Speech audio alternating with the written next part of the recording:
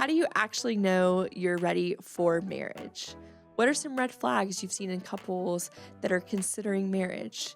These questions and more we are going to answer today. Jeff and Debby McElroy have been married for over 40 years and have been working with couples for over 30. And they are well known for their premarital content called Prepare to Last. So we ask them questions directly from you guys, questions from couples who are seriously dating or engaged and considering marriage, and get all of their expertise and wisdom. It's an interesting conversation. Let's get into it.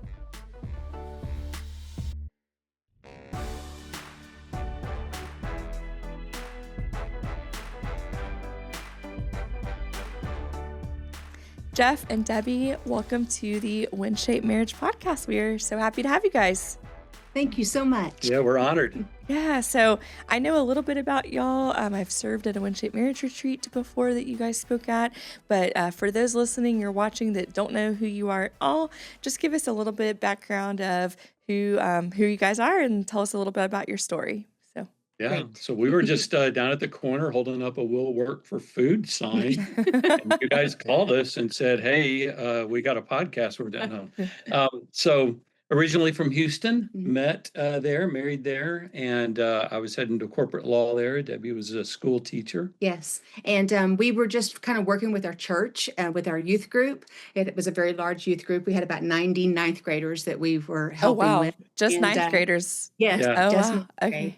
And we worked with that youth group, as well as a lot of our friends were graduating from college with ministry degrees, and they knew that we enjoyed speaking and entertaining, I guess, and speaking and sharing discipleship kind of stuff with youth. So it started just kind of as an extra thing we did. Yeah. And then the Lord just kept giving us more and more opportunities to go and speak to youth and children and do events and things like that. It was back in the day of Disciple Nows Okay. and retreats and Big youth stadium event kind of things. Yeah. And so we got to we were doing all of those. Right. And then we just realized as we worked with students and we'd hear their stories that the common refrain was family issues. yes. And issues in growing up in a home where mom and dad are not getting along and yelling at each other. And we finally thought, maybe we need to just leave our careers, devote our lives to trying to help students. But instead of speaking directly to the students, maybe we need to speak to their homes. Mm.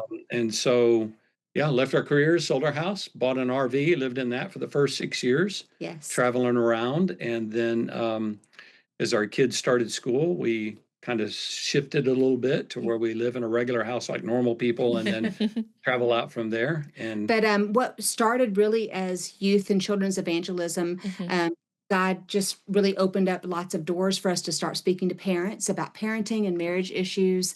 And we've been doing the marriage part of our ministry now for 30. about 34 years. Yeah. Yeah. And y'all And, are well. Oh, go ahead.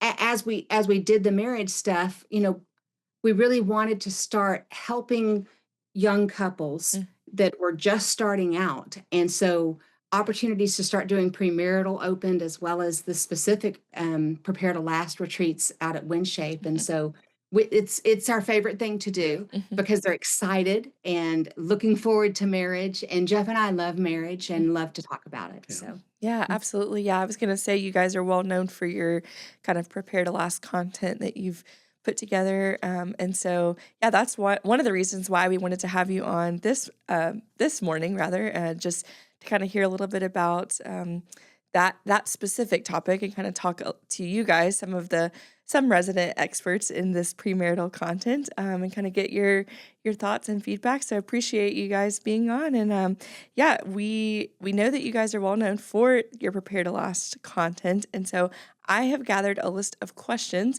from engaged couples or seriously dating couples that have come through WinShape, actually, and want to just toss some of these questions your way and see how you guys might respond to them. So I know that it's not your way or the highway, so to speak, and there's several different answers and things, but curious y'all's perspective in having worked in this field, as you've said, for as long as you have, and being married yourselves for you said 30 years or over So 30 years? that's 41 years as far as 41 married. years. Over Yes. 41 years. Okay, wow. Yes, Okay. because we worked at, at IBM and teaching for a little For a while. while. Okay. Got you. Doing the marriage ministry side of it and the ministry side for about 30 years and Yeah.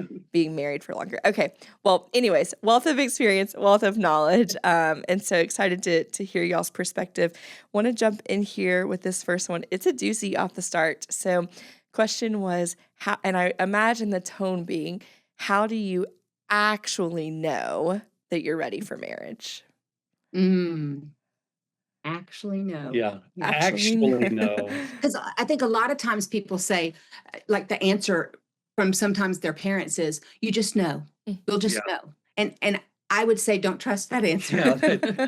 That is Um, such an out there answer. It just offers no tangible help. So here's the first part. You don't ever actually fully know. Because how can you know for sure that you're ready for something you've never experienced before? that's right. Even if you've been married before and you're marrying someone else, you've never been married to this person before. So And so many of you that are young, I would say the 20s and sometimes the 30s, that they've never really seen a good marriage yeah, acted out. So I guess my thing is, how do you know if you're ready for a good marriage, right? Mm. If you're ready to really say I do, first of all, have you been willing to look at your own uh, personality quirks, things that have been some of your baggage? Have you worked through any premarital kind of things, talking about just basics of relationship skills? Mm. And then the second thing would be, I think, just are you willing to live life as somebody else being more important than you? Mm. I mean, because when we say I do, we're supposed to be saying, I do. I'm going to ask you your opinion. It's going to have weight. I'm going to put your needs before my own many times. And I think that just kind of rolls out of some maturity. Or am I mature enough? Mm. And then also, do you have the finances? I don't mean like, can you move in with mom and dad and live in the basement and barely eke by? Mhm. Can you be financially mature? yeah. And I think personally, while we can't know for sure about what marriage is going to be, we can say, have I done the work to prepare myself to Yes. Mm. say, I can join my life with someone else's and I've got something to contribute? Hmm. Or I'm at a place where I need somebody else to make me feel fulfilled and make me feel valued. If that's the case, I'm not ready for marriage. I need to be prepared to be able to contribute, not to just receive. Yeah. Mm. Have I looked at my relational toolbox that I inherited from the generation of my parents? Did they give me some tools that are going to be helpful in building a marriage? Or do I just have a hammer because that's all they ever used in their relationship, Mm. a verbal hammer to just constantly knock down each other's opinions and ideas? If I don't have any tools in my toolbox, then I need to do some work on myself first. I need to read. I need to go maybe to some discipleship classes. I need to go to some courses where I can learn how do you handle conflict constructively. Mm. How do I learn to be giving and not always demanding? I think we got to do the work inward first. Yeah. We Mm. can know the answer to that. Have I earned my way to a marriage? Am I prepared to start building somebody with something with somebody else? And Love especially, that. you're going to say, we want a Christian marriage. Then the thing for that is, have I learned about Christ? Mm. Have I really studied what he says about myself and about marriage, about relationships? Because it's not just going to come naturally, Mm. Yeah, Mhm. and to be obedient to what I've read and what I've heard, because the truth is, couples usually don't fall out of love; they fall out of obedience. That's Mm. right. So if I haven't trained myself to love Christ by being obedient to Christ first, then can Christ trust me with this institution of marriage as well? And Mm. I can tell you, some people, they love each other but they are not right for each other for marriage. Mm. Yeah. And so just being able to work through that, the Mm. difference. And I guess that's why we love Prepare to Last, because it helps them do Yeah. that, I think. Yeah, yeah. No, I love so many good nuggets there and so many good just pieces of wisdom that I feel like I would, if I'm listening to this podcast, I need to kind of rewind and re-listen to that again. But I think one of the things I did love and heard very clearly in that was making sure that you as an individual are as prepared as you can be, that you might never actually, be 100% ready for marriage. You might not, you've never experienced it before, or if you have, it's not with that person, but you've put in the work as an individual to get yourself as prepared as possible. So yeah, I would think that was great advice. And think about that if you have two individuals who have put in some really good work to Yes. make themselves the not perfect version of themselves. There's no perfect version, but the best version of themselves. How much of a stronger foundation are you going to get started on when you've got two people that have worked really hard and are bringing them their best selves to the table? Yeah. Yes. How Yeah. cool would that be to know? Okay, we're stepping into this and we've done the hard work, and now we're going to do the hard work together. Yes. Yeah. Now that we're joining. Yeah. Yeah, for Cool. sure. And together, as far as a good thing to know in our relationship, is it ready? Is Are we bringing out the best in each other? Yes. Or do our family and friends who see it in a more objective view without all the hormones being activated in their perspective, do they see us bring out the best in each other? Or are they seeing us when we are together? They know the best in us and they're not seeing that when That's we're right. in each other's presence. I Mm. think we want to make sure that when we are with each other, that there is this bigger thing that's happening between the two of us That's right. that's Mhm. bringing out the best of us in the midst of it. Very good. Very good. Okay. So when you're in this season of talking about engagement, I believe that's where this question comes in here. This person asked, how can we best navigate approaching engagement when we both have different timelines as to when we'll be ready to get engaged? So kind of a little bit off of that last question, but Yeah, different that's a timelines. common, good point of having to learn. Have we learned how to negotiate? We both have Right. strong opinion and strong thoughts on this. This is a good first chance for us to be Yeah. able to practice marriage by how we negotiate through But this. having strong opinions doesn't mean you have to state them strongly, Mm, you know? And so you can say, actually, this is something, it's not just like, no, I am ready. I've been ready, mm, I mean, but more, can we talk about this? Can we kind of look at what are our priorities right now? Do I need to go ahead and finish school? Do you need to go ahead and get a job? I mean, where what makes sense to both of us? mm, And I guess that goes back to the maturity thing I talked about in the first question. I mean, that's how mature people make decisions, mm, right? Not just, I just love you and I want to get married. And I know that lots of times people say younger people um don't uh don't put off marriage too long, because especially hormones, and if you're trying to wait for sex until marriage. But just to have sex is also not a reason to move up the date. mhm, mhm. And also, people these days, especially if you meet online, guys, spend some time together. In person. Don't Like, push, don't yeah. quickly jump into marriage, but talking about to each other, and being able to be honest and say, okay, I know you're fine to wait a few years, and I'm like, no, I want this to happen, Yeah. Mhm, by next summer. Or mhm, mhm. Yeah, I like something that you said in terms of, I mean, we really do want to kind of let the facts of the situation help guide our timing. yeah. Mm, And let's really watch our tone as we're having this Yes. conversation, because I think that is a great first lesson to learn before marriage is how do we learn to take care of an issue that we may see or have different opinions on? How do we learn to take care of the issue, but to mainly take care of each other's hearts as Right. we're discussing the issue? yeah. Yes. So then, Yeah. whatever decision you come up with, you're both going to be okay with, because you've taken care of each other's hearts. You've heard each Mhm, other in the midst of it. You feel seen and heard. And so it's usually less about the answer than it is about the process we go through to get the answer. I think the opposite is true of what I said as far as don't rush into it. Guys, you also shouldn't be like dating each other for, you know, 8, 10 years Yeah, Mhm. and just thinking that someday we're gonna do, I mean, it that's really not fair to that person you're saying that you love. Mm, If they're also not, at that yeah, point. mhm, Um, part of loving somebody is being able to get out of your own headspace mhm, and say, what is it that they need?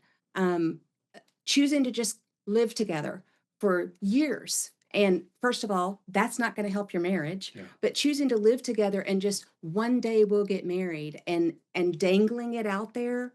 And then I think many times that's a selfish thing. mm, And then marriages don't ever happen or babies start getting born. And so it's really important not to wait too long mhm, either. mhm. It sounds like there's no, exact timeline. There's no thing that says it's got to be this many months or this many years or whatever. And a lot of times, you and your boyfriend or girlfriend might have a different idea of timeline. But what I'm hearing is just talking through that.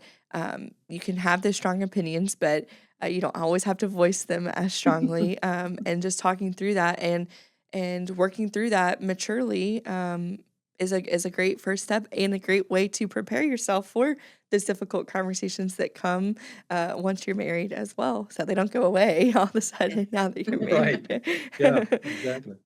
This is actually kind of you might have as like a similar advice or a similar answer to this question, but I could see how this question would be similar, and it is that once you get married, and so you're maybe in that newlywed phase of marriage, what do you do when one of you has a different idea on when they want to have kids? Mm. So one of you's like ready, like we're married now, and like I'm ready to go. Let's try to have babies.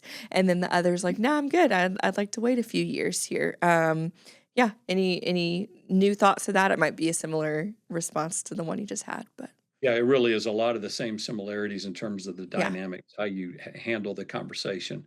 I think typically the guy is wanting to wait, and the girl has a biological time clock that, I mean, she literally is dealing with. And I think that that's probably God ordained, Mm, because if she didn't, then, if it was up to men, we wouldn't even think about having kids until we're, too late to have kids. mm, And mm, so I think that for men, we have to be sensitive to that. We have to realize that God has put that into our wives for a reason, that it's better for us to have kids when we're younger, so we have energy to have kids.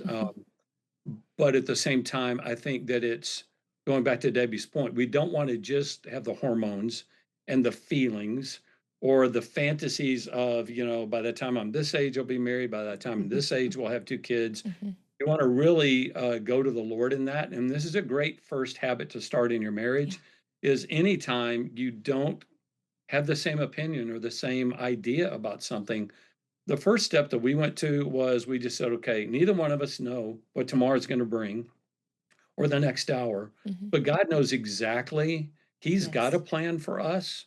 And so let's just bring this to the altar and just lay it on the altar and say, Lord, when do you want us to start Right. trying to have children? Mm, Because ultimately, it's your family that you're inviting us to be a part of building. Yeah. So we really want to both seek you and see, after we've prayed over that for a while, and come back together. And then we would just say, did you sense anything mm, Right. other than what we wanted ourselves? Is there anything different that we heard from the Lord? I think it's also important. These are the kind of questions that if you really want to start a marriage strong, you will have already had some of these discussions beforehand. Yeah. It yeah. surprises me how many people get married and they never talked about this whole kid situation. Mm, I mean, how in the world yeah. can you say, I promise my life to you, but let's not talk about kids yet? I Right. mean, you want kids? If you do you want them right away? How Do many? you need to finish med school? Do you need to, I mean, Yes.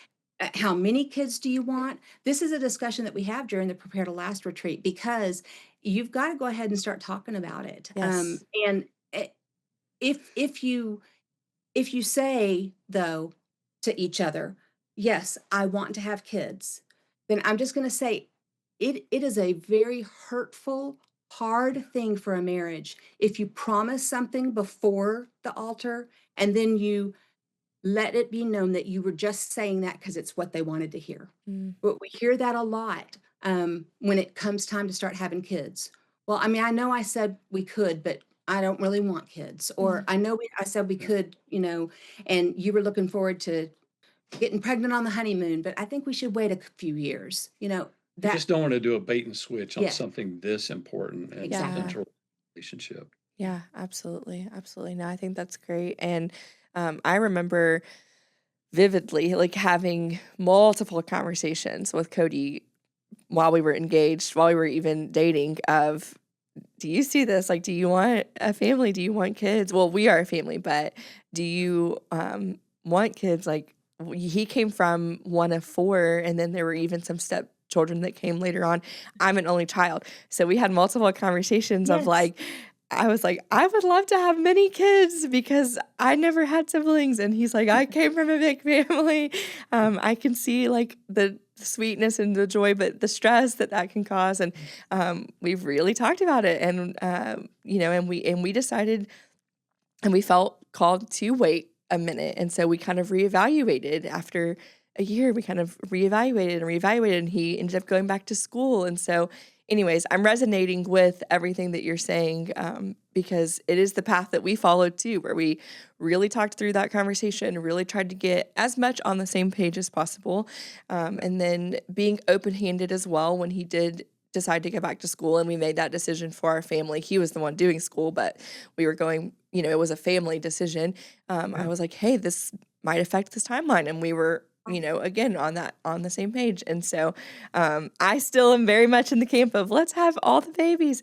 Yes. And Yeah. and he is for that, but he says, let's have one and have a Yes. conversation. Then let's have two and have a conversation. Yes. So Yeah. I'm good That's for good. that too. But anyways, all that to say, a little personal anecdote to say, I totally agree and resonate with what you're saying and think that is great advice. One other thing I'll add, and we talk about this when we have this discussion at the retreat, you also need to talk about what if God doesn't bless us with our own biological children? What if we have Yes. fertility issues? What are we willing to do? What are we wanting to do? Would we consider adoption? Is that good with you? No. Do we want to become foster parents? Possibly someday. Mhm. Do we maybe do we want to do fertility treatments? How much money are we willing to spend on that kind of thing? Because if you don't, guys, your wants and your dreams and all of those things just get so hyper focused Mm, once you get married and you've said, okay, we're ready, we're going to start, and then it doesn't happen. mm, Oh, it's so hard. Jeff and I had some fertility issues, and mhm, it was it was hard to mhm. keep talking about it, but those kind of things, even before you get married, Yes, at those possibilities is a good idea. that's a It sounds great. like you guys really had a great conversation in the Yes. way that y'all have handled your conversation Mhm, Yeah. mhm. over your journey. Mhm. Yeah, no, that's a great word too. Because yes, very fortunately for us, it was fairly air quotes easy. But yes, we live in a generation where it's happened, always, but it just seems like it's everywhere now, everywhere you Yes. turn in our church, and just so many people that are struggling with fertility issues. And so gosh, my heart breaks for them and totally agree though that that's a conversation to have prior to because you just sometimes get in your head and you think, oh, well, we get married, we have babies. Right. But to your point, yeah, if that's like where your conversation stopped, then what? Then when you really get in this really season of heartache, Mm. and you haven't thought through that ahead of time when it wasn't quite so heartbreaking, then yeah. Anyways, all that to say, great word, and I'm glad that you mentioned that, and definitely want to honor people that struggle with that as well. So, absolutely. This question says, "What are the biggest red flags that you've seen in couples that are about to get married? So, whether dating or engaged, couples that are approaching marriage, what are some of the biggest red flags you guys have seen in your years of work with those couples?" Inflexibility on the part of one or both of them. Either inflexibilities on, well, this is the way I see it, and the way I see it's the only way to see it, or in terms of scheduling changes, or even things like, how they want to decorate a house, Mhm. or when there's inflexibility, man, that's a big red flag because I mean, you guys know it requires a lot of willingness to keep a light grip on everything, Yes. because you're trying to combine two worlds. I think that's a big deal. I think just an overbearing dynamic in the relationship, Mm. of either one of them. Controlling. Yeah. Yeah, one spouse always having the opinion and the other just gets to chime in every once in a while, I think Yeah. is a common issue that we see because what that reflects is there is this control dynamic happening behind the scenes. I also, as part of the retreat or part of Prepare to Last online, there's an assessment, and a big red flag we see is somebody getting the results and saying, "Well, we weren't in a good place when we took it," or trying not to pay attention to the answers they gave Mm. and the results that is showing where the difficulties are going to be in their marriage. Mm. Yeah. A- and for some of you, not paying attention to parents and friends and other people who are saying this is not Yeah. good. Mhm. Just saying they don't know what they're talking about. Well, that's the way he is with y'all, but he's different with me. Yeah. Those are red flags too. Yeah. So Yeah. Yeah.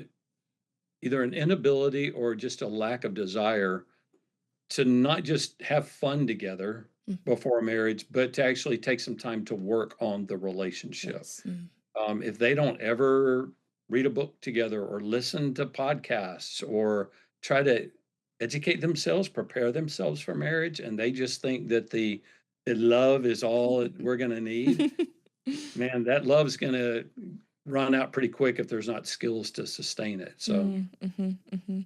And there's like data and research behind that. I mean, the love hormones and all the feel good. I mean, it is there. It's there. We did a whole podcast episode. I think it was either season 1 or season 2. We'll put it in the description of this, but talking about that honeymoon phase. And it's true. There are these rose-colored glasses, Mhm. and then they come off eventually. They do not stay on forever. right. And so, yeah, if you haven't put in some of that, foundational work, you could be in for some trouble there. So, Yeah. And even some things that we notice that when you're in it feels like really good. Like if you are in a relationship where the other person is constantly saying, "Man, I notice you're so unorganized. That's my jam. Let me get your apartment all organized for you." Or, man, like even in your drawers in your kitchen, man, that is, I can tell that's just not what you enjoy. It's not, is it? Why don't I get all of that taken care of for it? Or I know that you struggle with finances. Here, let me help you get all your finances stuff straightened out. That's actually control disguised. mm, And it can feel really good to the recipient because, like, you're my knight or a princess in shining armor that's coming in to be able to help me. But that could be driven by some need to control as well. mm, There's nothing wrong with helping each other. Right. Being each other helpmate is actually what marriage in the Bible it says we are yes. supposed to be each Yeah. other's helpmate and coming to each other's aid, especially if I ask my boyfriend or my fiance or my husband, "Can you help me in this area? I know I'm not That's really right. good at that." Mm, Then it's a team thing. yeah. But when someone is constantly stepping in and saying, "I can do that for you. I'll do that for you." Yeah. And then also things like, I don't want you to spend as much time with your family, Mm, or you don't need to go out and see your girlfriends, to his wife, mm, or there's no reason for you to hang out with the guys anymore. I mean, I just Yeah. want you to be with me. I mm, mean, that is not healthy Yeah. yeah. either. So, That's kind of a great segue into this next question, which is interesting. Is there a such thing as too much dependence on my partner? So I'm assuming here, like they're talking about their boyfriend, girlfriend, or fiance. They followed it up with, is it unhealthy that I really miss my fiance when I'm not with them? And so curious your thoughts on that. well, let me just start off by saying I still miss when Jeff is not with me. We work together, Yep. but he also has the office, and he goes into the church office. He doesn't work for our church, but he has his office at the church. And on those days, I really miss him. I Yeah. mean, I love just being, even when we were dating, if I could choose, I'd spend Yeah. 24 hours a day. Now, some couples aren't like that. I mean, they're good with, the time that they have each Yeah. other in the morning and at night and then on the weekends. But I I could literally, he is my best friend. Mm-hmm. And if I could do anything with anybody, it would be everything with him. Mm-hmm. And we've talked about the fact that we have to be on guard against that Yes, because you do want to be each other's best friend, but you don't need to be each other's only friend. that's right. We need to have other people in our life that are speaking into our lives individually and other couples around us that might need to speak into the dynamic of our relationship that they see. And we really feel like it's very important for women to have other women Yeah. friends, for men to have other men friends. And so, I mean, and I'm just going to tell you, sometimes it takes more work. It takes more work for me to work at my relationships with my women friends Mm-hmm. than it does for me to just hang with Jeff Yep. because he knows me and he understands me and he loves me and he accepts me and all of that, But Yeah. it's important for me to hang out with the other And girls. same with me. It's important for me to have some guys that I can go to and say, "Hey, man, we're bumping our heads on this. Mhm. If I'm being the butthead, would you guys just tell me? Because I'll be able to hear it from you maybe better, and I'll hear it from her. And she shouldn't have to be the one to always tell me this is an issue. Mm-hmm. So, man, please, you guys you don't even have to come at me softly about it. Make sure that you help me take good care of my marriage because I realize I've got blind spots. Mm. I do think that we have to guard, though, against a codependency in the Yes. relationship. It's one thing to depend on each other as far as trusting each other. Right. It's another thing, though, when we are expecting the other person to fulfill us or to just keep us propped up and to Yes. keep us emotionally stable, to keep us spiritually growing. Mm. That's putting way too much weight on a human. I need to make sure I'm not expecting my spouse to be what only my Savior can be. Yeah. And so if we get codependent, many times we're doing that to each other, and that will just wear out the energy of the relationship. Yes, yes.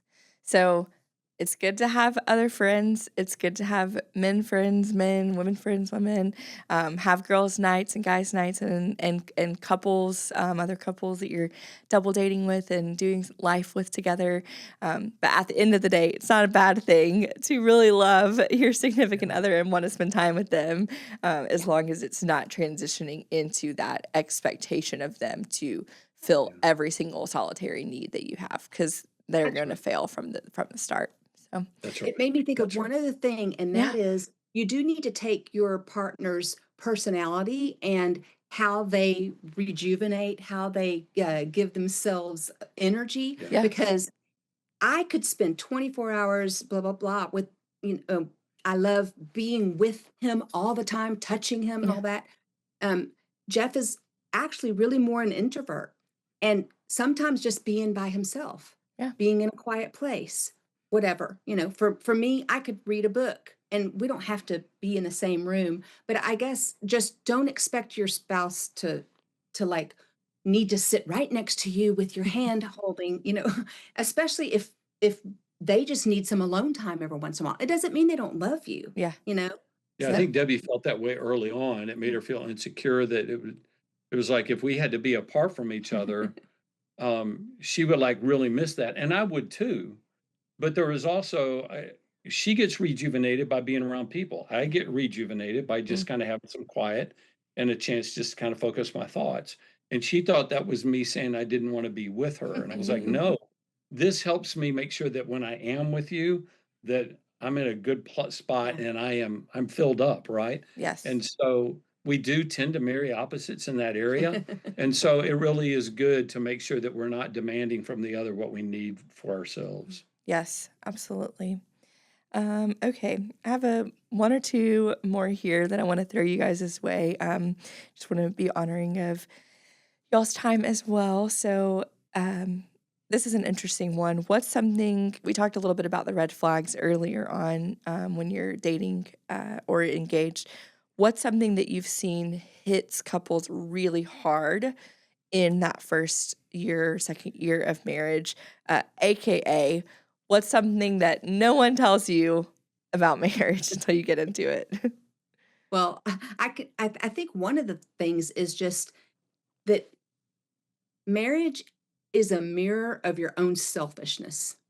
Y- I mean, like when you first get married, you're just loving each other and you always want to do what the other person wants to do. And then all of a sudden it starts showing where you're like, no, I need this for me. Or "No, I need this time. I need this thing. I need this dress. I need that, whatever, just, I think it's important that first year to realize, okay, um, I need to not be so selfish. Mm. I've gotten used to having things my way, especially if you get married for the first time when you're a little bit older. Mm. You kind of got your way of doing things and all of that. So I think sometimes selfishness is something that shows up, for us. And they were like, oh, nobody warned me about that. I, I need to be on the lookout for it. And when Well, you and it's say the first time, time it's really on full display, right? Because right? when you're single or when you're, even when you're not in a covenant marriage, I mean, you still like it's still a lot about you, right? I Yes. mean, even when you're Yeah. dating and stuff. But especially when you're single, it's like it's about me, like what I want to eat, what I want to sleep, like where I Right. want to go. Yeah. And so this is the first time that you really are like sharing your life. I mean, every Yes. piece of it. And yeah, it's like, oh, wow. Okay. Maybe I am a little bit selfish there. And, Yeah. it's the first time it's really like kind of glowing a little bit. Yeah. Yeah. I mean, honestly, it's a Yeah. daily reflection. And to your point, Marley, you up to this point, like even if you grew up like your husband in a household full of people, a lot of those folks will say, well, but I'm not selfish because I had to learn how to Right. negotiate and how to give and take. And there is some truth to that. But if you got mad at them, you didn't have to stay in the same room. You could leave. You could, go to your room or go drive somewhere, get away. Hmm. And we tend to develop all of that habit of how do I get Disconnect. space? How Yeah. do I disconnect from this?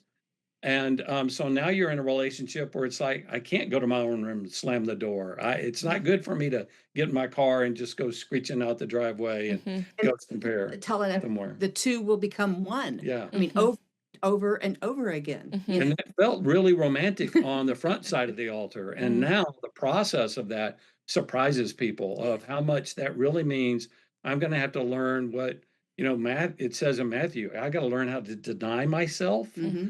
I never really had to do that nearly as much until I got married, to Yeah. learn to tell me no. Yeah. And then I had to learn to take on my cross and to Yeah. put somebody else's interests and needs before my own. Yeah.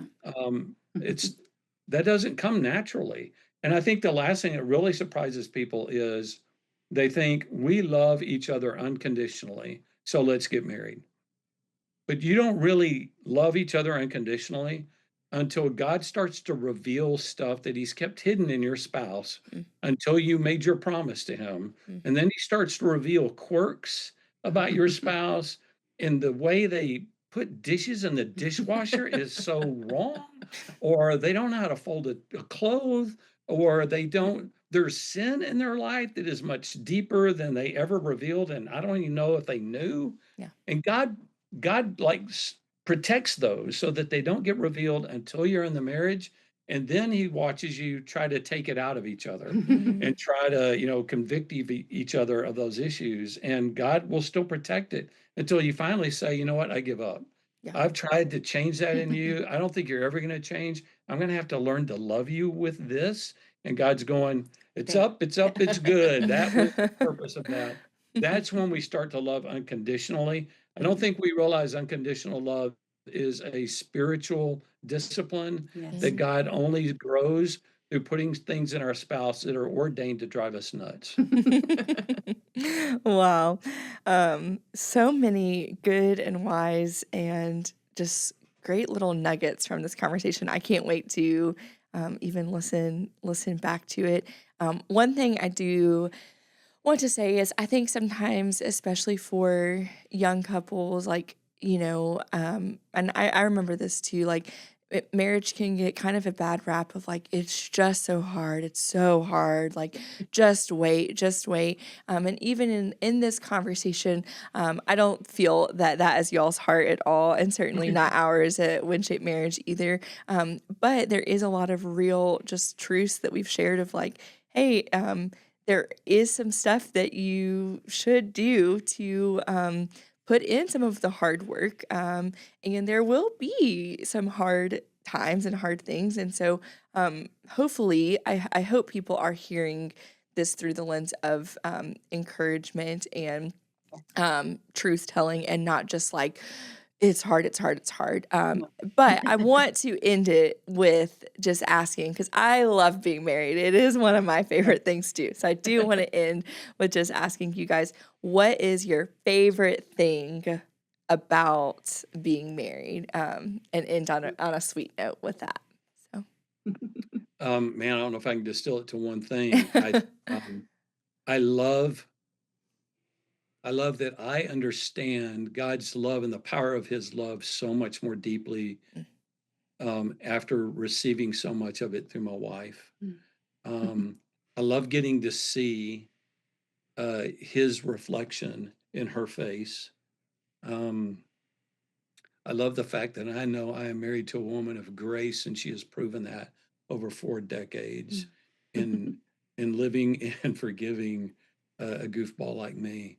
And I started to say this earlier when we were talking about the work you got to put in at the beginning, because the infatuation period ends. I love being at the stage where, because we put in all of the work, and I think every married couple, even in good marriages, would say it's the hardest work you have to do, because it's refining. It's God drawing us more into a reflection of who he is and who he wants us to be. But when you do the work, I love being at the stage where I can tell you, after 41 years, I'm still in the infatuation stage. And I'm more infatuated and in love than I ever was at the beginning. I just love having fun with him. Yeah.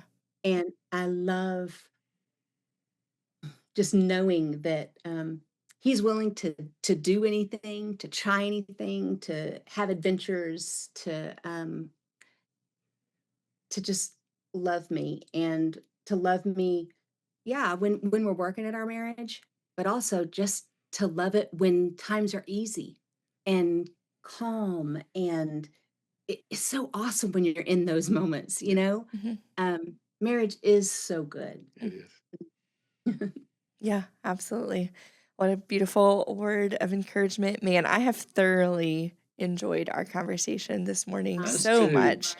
So I'm so grateful that you guys, were willing to come on, and it was just a treat for me. So yeah, really, really enjoyed it. And thank you so much for your time.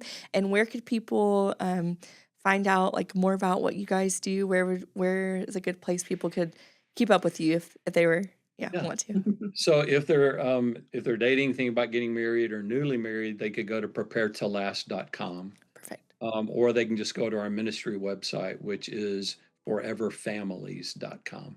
Perfect. All right. Well, we'll make sure to link both of those in the description of this episode. Again, thank you so much for your time. And Thank you. Thanks to everyone listening to this episode of the WinShape Marriage Podcast with Jeff and Debbie.